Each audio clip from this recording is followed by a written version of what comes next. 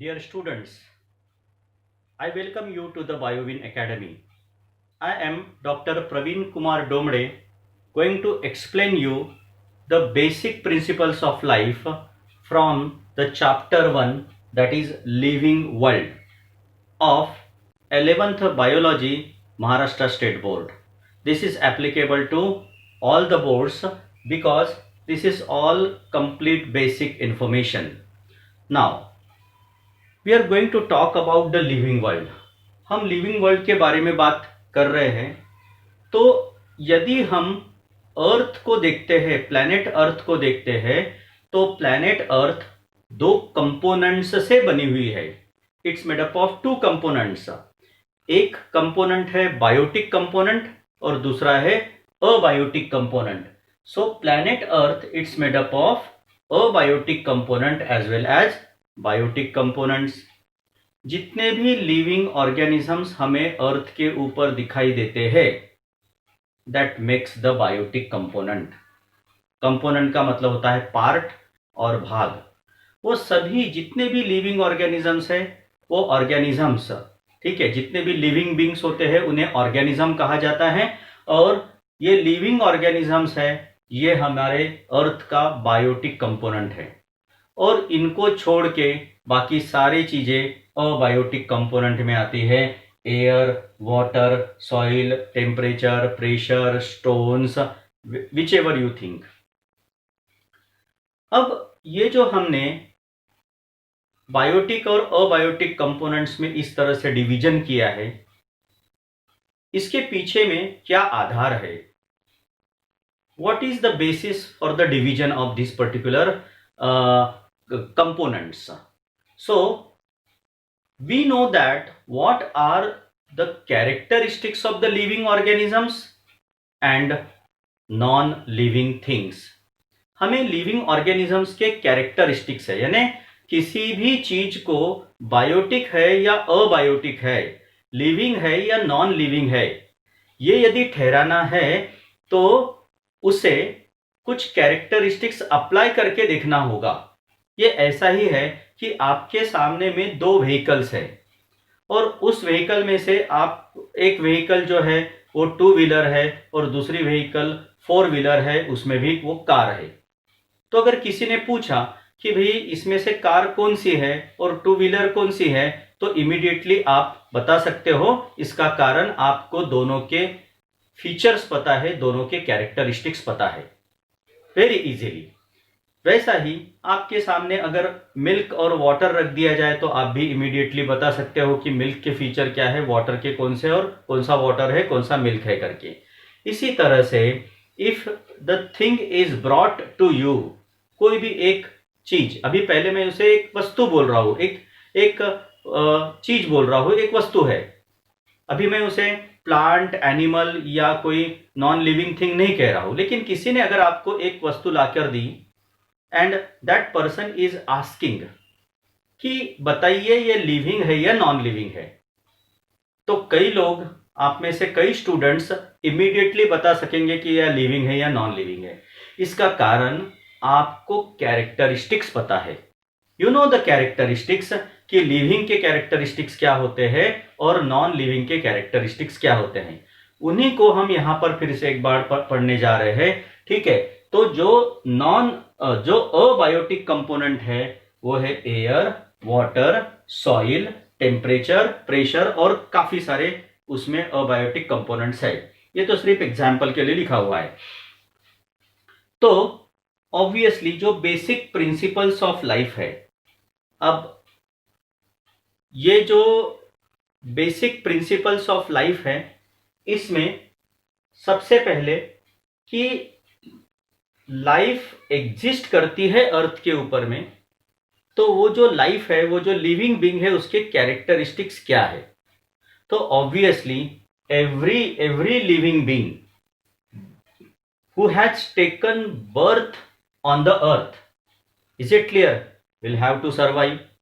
यानी जिस किसी लिविंग ऑर्गेनिज्म ने अर्थ के ऊपर जन्म लिया है, उसे जिंदा तो रहना है, और जिंदा रहने के लिए, उसके सर्वाइवल के लिए कई की आवश्यकता पड़ेगी. There will be the requirement of energy, there will be requirement of energy. और वो एनर्जी कहां से प्रोड्यूस करेगा? It will produce energy from the metabolism. अब बोले मेटाबॉलिज्म क्या है? What is metabolism? एक नया वर्ड आ गया है। This is not the new word, already you have heard about it, metabolism के बारे में। मेटाबॉलिज्म ये हमारे बॉडी में जितने भी रिएक्शंस होती है, बायोकेमिकल रिएक्शंस होती है, उसे मेटाबॉलिज्म कहा जाता है।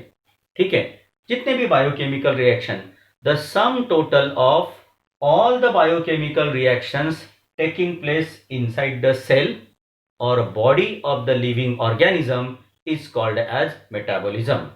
फिर से एक बार सुनिए, the sum total of all the chemical reactions, biochemical reactions taking place in the body or cell of the living organism is called as metabolism। जितने भी बायोकेमिकल रिएक्शंस है, आपके दिमाग में जो भी बायोकेमिकल रिएक्शन आ रही है, आप उसको सोच सकते हैं।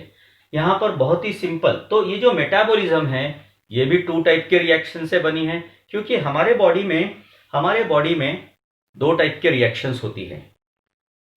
एक तो सिंथेसाइजिंग रिएक्शंस, यानी न्यू मॉलिक्यूल्स हमारे बॉडी में प्रोड्यूस होते जाते हैं, और दूसरा है ब्रेकडाउन रिएक्शंस, जिसमें हमारे बॉडी में कुछ मॉलिक्यूल्स का ब्रेकडाउन होता है क्योंकि वो ओल्ड हो चुके हैं, या कुछ मॉलिक्यूल्स का ब्रेकडाउन होता है क्योंकि उससे एनर्जी जनरेट करना है, या फिर उससे कोई दूसरा मॉलिक्यूल तैयार करना है, प्रोड्यूस करना है। सो breakdown of the molecule takes place in our body because the new molecule has to be produced or energy has to be produced. Objective whatever may be, whatever objective is there, but we know that 2 types of reactions that take place in our body, anabolic reactions and catabolic reactions। अब anabolism मतलब क्या? They are synthesizing reactions। To synthesize means to produce, to form, to prepare। synthesize करना मतलब तैयार करना। तो हमारे body में कई न्यू मॉलिक्यूल्स तैयार होते हैं। जैसा हमने अगर प्रोटीन खाया तो प्रोटीन का हमारे बॉडी में डाइजेशन होता है। डाइजेशन होने के बाद में उस प्रोटीन का जो एंड प्रोडक्ट है, डाइजेस्टेड प्रोडक्ट है, वो है अमाइनो एसिड। वह अमाइनो एसिड हमारे ब्लड में जाता है, ब्लड के जरिए सेल में जाता है, और सेल में ऐसे 20 डिफरेंट अमीनो एसिड्स जो हमारे सेल में जा रहे हैं प्रोटीन खाने के बाद, उसका ब्रेकडाउन होने के बाद 20 डिफरेंट जो अमीनो एसिड्स प्रोड्यूस होते हैं, ठीक है, वो 20 डिफरेंट अमीनो एसिड्स को फिर से जोड़ के new protein molecules are produced in our body, in our cell. मतलब नया प्रोटीन मॉलिक्यूल तैयार हुआ, इसका मतलब क्या हुआ है? सिंथेसाइजिंग रिएक्शन हुई है, new molecule has been produced. तो इसी तरह से हमारे बॉडी के फैट्स भी तैयार होते हैं हमारे बॉडी के सेल्स में, तो ये सिंथेसाइजिंग रिएक्शन है। एटीपी मॉलिक्यूल प्रोड्यूस होता है, एडीपी प्लस इनऑर्गेनिक फॉस्फेट दोनों को जोड़ के। Already you know that what is ATP, adenosine triphosphate. बहुत इंपॉर्टेंट मॉलिक्यूल है। जिस तरह से अगर 2 व्हीलर 4 व्हीलर्स, ये गाड़ियों को चलाने के लिए, ऑटोमोबाइल व्हीकल्स को चलाने के लिए पेट्रोल की जरूरत है, फैन को चलाने के लिए यदि there is a requirement of electrical energy, तो हमारे बॉडी को रन करने के लिए there is a requirement of chemical energy, and that chemical energy is ATP, adenosine triphosphate. That is also produced in the body, ADP plus inorganic phosphate के joining के वजह से। So that is what synthesizing reaction.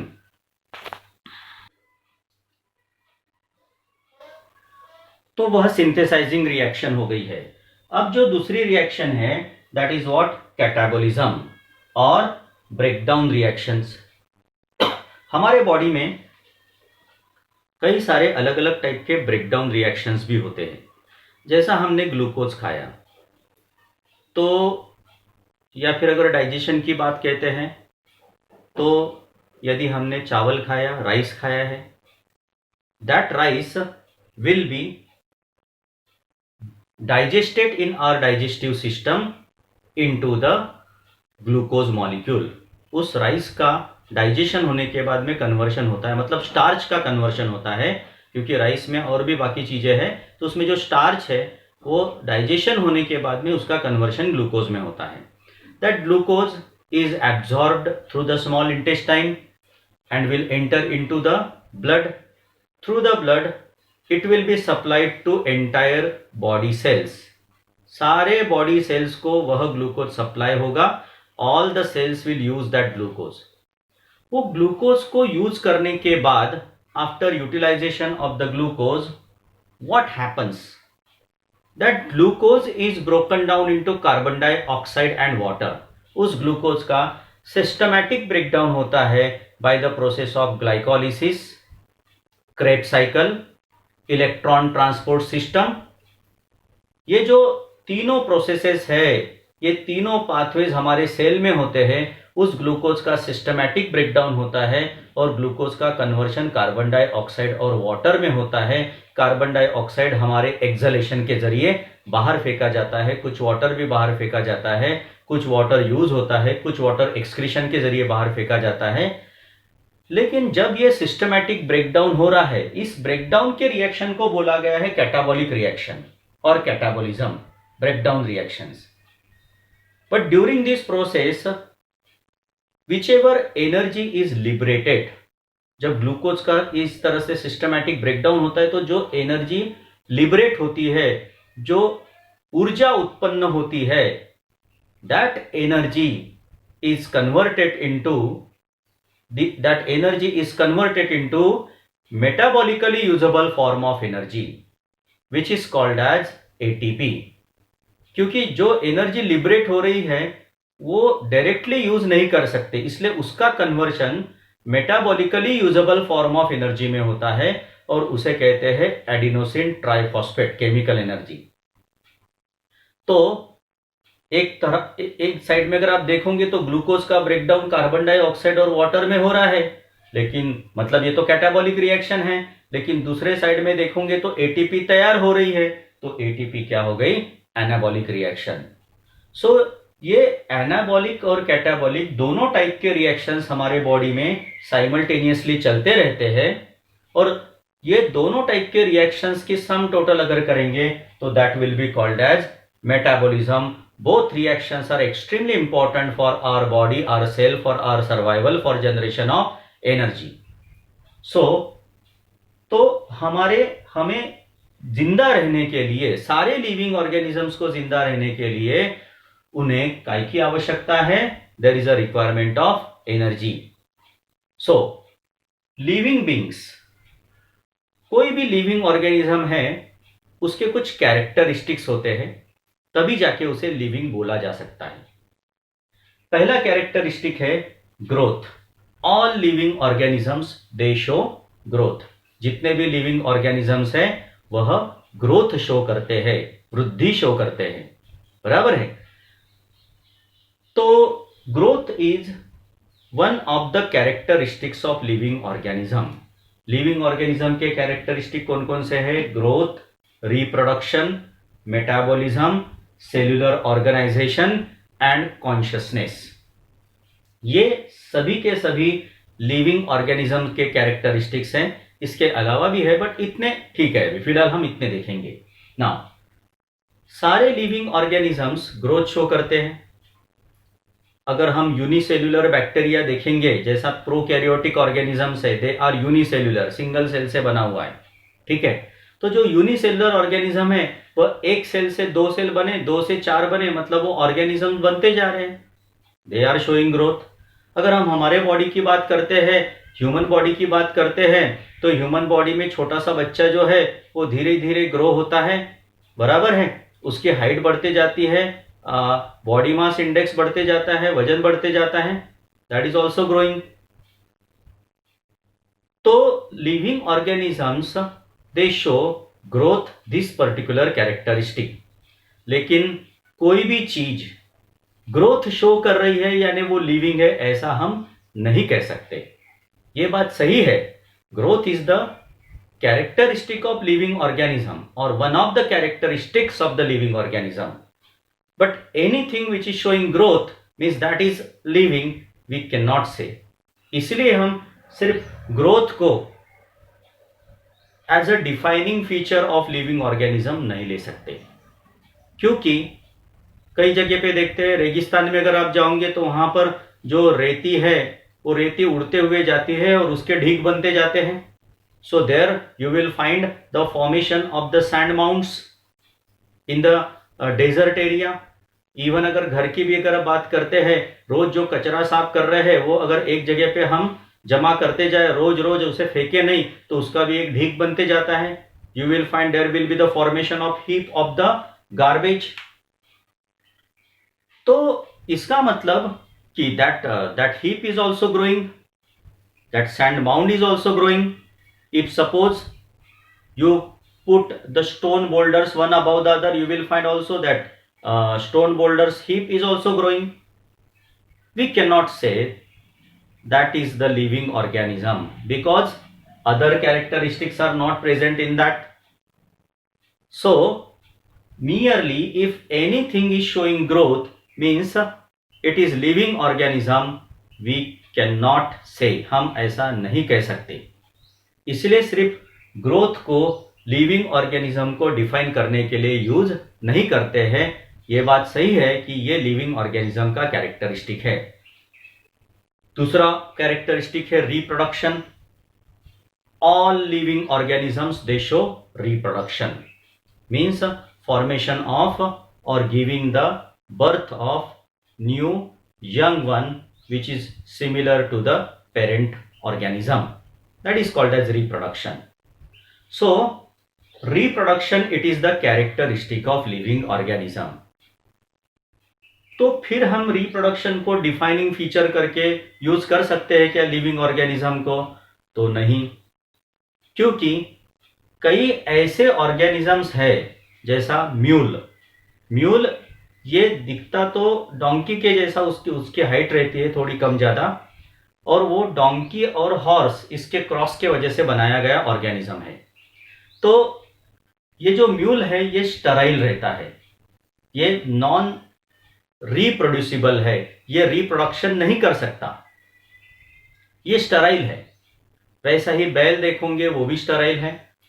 कुछ ऐसे couples हमें दिखाई देते हैं कि जिन्हें 4 साल 5 साल 10 साल या जन्म भर बच्चा ही नहीं हुआ. They have not given birth to a baby. बोले they have not given birth to the baby because they have not shown the reproduction. Oh, it means that they are non-living. क्या ऐसा कह सकते हैं हम? बिल्कुल भी नहीं कह सकते, क्योंकि हमें दिखाई दे रहा है ना, they are living. They are living. Only the thing is that they are not able to produce the baby. They are not able to show the reproduction. Only the thing is that, इसलिए सिर्फ कोई भी organism reproduction show नहीं कर रहा है इसलिए वो नॉन लिविंग है, ऐसा नहीं कह सकते. ये बात सही है कि लिविंग ऑर्गेनिज्म ये रिप्रोडक्शन यह कैरेक्टरिस्टिक शो करता है. तीसरा कैरेक्टरिस्टिक है मेटाबॉलिज्म. अब भी थोड़े समय पहले मैंने आपको मेटाबॉलिज्म पूरा समझा के दिया. तो living organisms, all living organisms they show metabolism. Very correct, because अगर आप नॉन लिविंग थिंग्स को देखोगे तो क्या वो मेटाबॉलिज्म शो करते हैं? कोई पत्थर को अगर उठा के देखते हो तो बोलिए मेटाबॉलिज्म शो कर रहा है क्या? तो नहीं, बिल्कुल भी नहीं. वैसा ही तो metabolism, it is sum total of all the biochemical reactions occurring inside the cell or body, taking place inside the cell or body.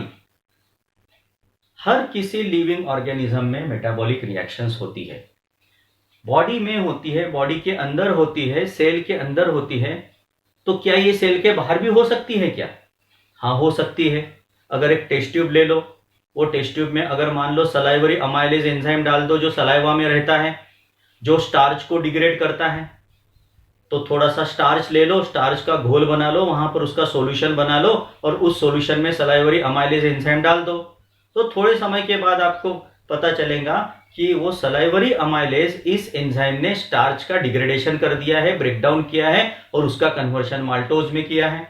Maltose ये डाइसैकेराइड है, 2 ग्लूकोज से बना हुआ यूनिट है. तो इसका मतलब मेटाबॉलिक रिएक्शन जिस तरह से माउथ में हो रही है उस तरह से टेस्ट ट्यूब में भी हो रही है। तो बोले टेस्ट ट्यूब लिविंग है क्योंकि वो मेटाबॉलिक रिएक्शन शो कर रही है। बिल्कुल भी नहीं, ऐसा नहीं कह सकते। वो नॉन लिविंग है because it's not showing growth, it's not showing reproduction, it doesn't have cellular organization, it doesn't show consciousness, only it is showing metabolism. जब किसी भी थिंग को ये सारे कैरेक्टरिस्टिक अप्लाई करने के बाद में वो उसे एप्लीकेबल होते हैं, तब जाके हम उसे लिविंग कहेंगे।